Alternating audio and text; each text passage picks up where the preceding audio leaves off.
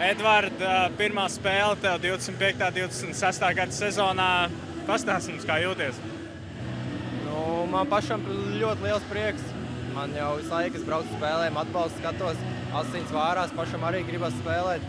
Tāpēc es ļoti pateicīgs, ka treneris šodien man uzlaic uzspēlēt un dzimšanas dienā tā vēl sanāk. Jā, pareizi. Man ļoti labi dāvana. Pareizi, jā, apsveic dzimšanas dienā komandu. Man liekas, fantastisks dāvana tev sagādāja.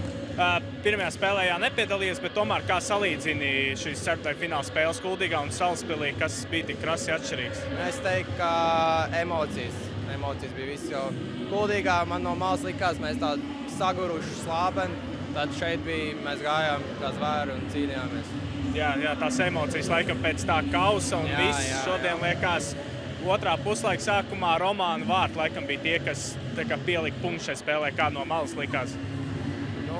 Es teiktu, ka katru vārdu bija svarīgi, bet tā varētu teikt, jā, jo viņas uzreiz sāk piecinieku spēlēt un mums pavērās vairāk iespējas un jā, es piekrītu. Tad kādu prognozīt var iedot, kad redzēsim tev pirmajā virknējumā atpakaļ?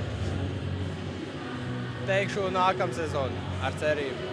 Labi, gaidīsim. Paldies. Paldies.